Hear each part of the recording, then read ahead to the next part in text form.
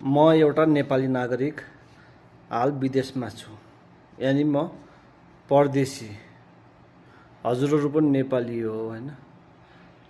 मलाई जति आफ्नो देशप्रति माया, आशा, भरोसा छ हैन, श्रद्धा छ, त्यति नै हजुरहरूलाई पनि आफ्नो देशको माया लाग्छ,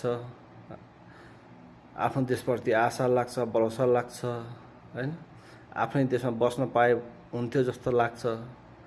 तर नेपालको यो राजनीतिक घटनाक्रमले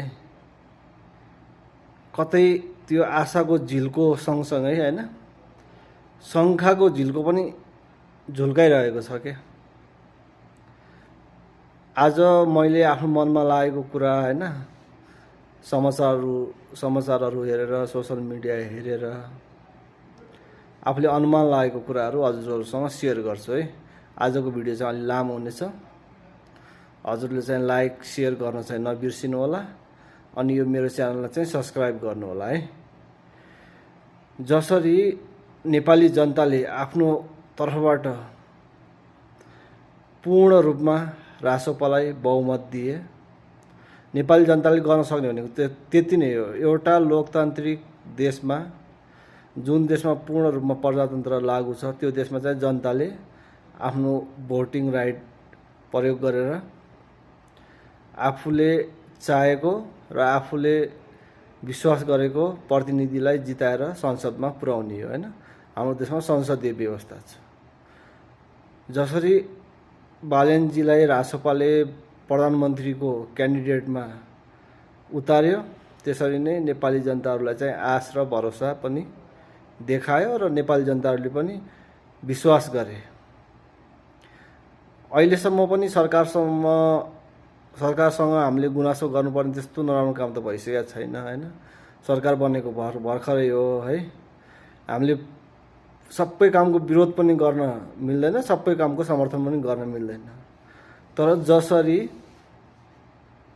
प्रधानमन्त्रीले रोस्टमदेखि भारत नेपालको सीमा सम्बन्धी वक्तव्य दिनुभयो हैन, त्यसपछि रासपाको सभापतिज्यू माननीय रवि लामिछानेजी भारतको भ्रमणमा जानुभयो। भारतको प्रधानमन्त्रीदेखि लिएर भारतमा सत्ता सम्हालिरहेको बिजेपीलाई र त्यसका ठुल्ठुला नेताहरूलाई भेट्नुभयो। र अब लगत्तै परराष्ट्र मन्त्री पनि भारत जाने कुरा समाचारमा आइरहेछ। पक्का पक्की नै भयो हैन। यसको रिजल्ट कस्तो होला त भोलिको दिनहरूमा? हाम्रो एकापट्टि भारत छ, अर्कोपट्टि चीन छ हैन। जतिको शक्तिशाली चीन छ, जतिको विकसित, जतिको धनी चीन छ, त्यसकै हाराहारीमा शक्तिशाली, धनी, ठुलो भारत पनि छ। हामीले चाहिँ दुईटै देशसँग समदूर सम्बन्ध राखेर हैन, दुईटै देशसँग एकदम बुद्धिमत्ताले तिनीहरूसँगको सम्बन्धलाई अगाडि बढाउनु पर्ने हुन्छ। यसरी ब्याक टु ब्याक नेपालको सरकार पक्ष र सरकारमा रहेको पार्टीका व्यक्ति, मन्त्रीहरू भारत जानु, भारतसँग गोलमेल हुनु हैन। हुन त अब हाम्रो छिमेकी राष्ट्र भारत धनी पनि छ, शक्तिशाली पनि छ, त्योसँग हाम्रो सीमा विवादहरू पनि छ हैन। त्यसले अब हाम्रो सरकारको ध्यान या हाम्रो नेपालमा जो रासोपाले जसरी सरकार चलाइरहेको छ, उसले चाहिँ यो समस्याहरूको समाधान गर्ने, नेपाललाई चाहिँ विकासमा कसरी अगाडि बढाउने भनेर ध्यानमा राखेर यो भ्रमणहरू गरेको होला हैन। यसले भोलिका दिनहरूमा कस्तो प्रभाव पार्छ त्यो आफ्नो ठाउँमा छ। तर मेरो प्रश्न चाहिँ के चीनले यो घटनाहरूलाई सकारात्मक हिसाबले लिन्छ? के चीन खुसी हुन्छ? हामी एउटा सार्वभौम सम्पन्न स्वतन्त्र देश हैन। हाम्रो आफ्नै स्वाधीनता छ। हामी चाहिँ स्वतन्त्र छौँ निर्णय गर्नको लागि हैन, हाम्रो देशले कस्तो कदम चाल्ने भनेर। तर अन्तर्राष्ट्रिय सम्बन्धहरू राख्दाखेरि चाहिँ सबै पक्षलाई ध्यानमा राख्नुपर्छ भन्ने मेरो धारणा हो है। मैले जति बुझेँ, जति मेरो विचारले, मेरो बुद्धि विवेकले भ्यायो, मैले कुरा राखेँ। यसमा हजुरहरूको भनाइ के छ त? हजुरहरूको भनाइ कमेन्टमा राख्नु होला हैन। म अझै पनि यो सरकारप्रति आशावादी छु हैन। मान्छे भएपछि आशावादी हुनुपर्छ र मलाई आशा छ एक दिन मेरो देश धनी हुनेछ, सुशासन कायम हुनेछ मेरो देशमा, हैन, समृद्धि आउनेछ र मेरो आउने पुस्ताहरू चाहिँ आफ्नै देशमा केही गर्न सक्छु भनेपछि आफ्नै देशमा बसेर नत्र ज्ञान हासिल गर्न, सिप हासिल गर्न, घुम्न या व्यापारको लागि आफ्नो खुसीले अरू राष्ट्रहरूमा जाने, विदेश जाने, परदेशी हुने त्यो छुट्टै कुरा हो हैन, तर एक छाक खाना लाउन मात्रै विदेश चिन्न नपरोस् भन्ने मेरो चाहना हो हैन।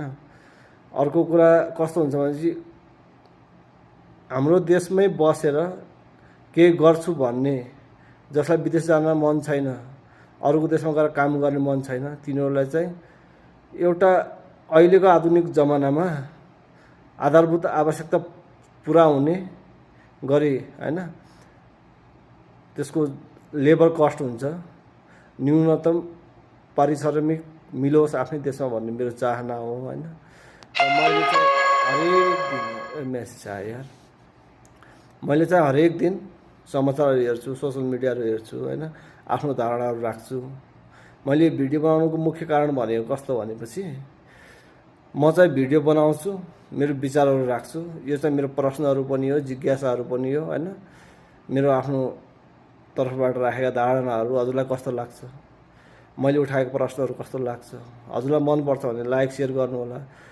र एउटा नेपाली नागरिक भएपछि हैन, म विदेश बस्छु, मैले भोट दिन पाएन हैन, भोट दिनु हाम्रो अधिकारको कुरा हो। र दोस्रो कुरा, भोट दिएर मात्रै हुन्न क्या, सधैँभरि आफ्नो देशको सरकारले र प्रतिपक्षले के काम गरिरहेछ, हामीले जिताएर पठाएका प्रतिनिधिहरूले के काम गरिरहेछन्, त्यसमा चाहिँ हामीले ध्यान राख्नुपर्छ हैन। र आफ्नो तर्फबाट सल्लाह सुझाव, खबरदारी, प्रश्नहरू उठाइरहनुपर्छ।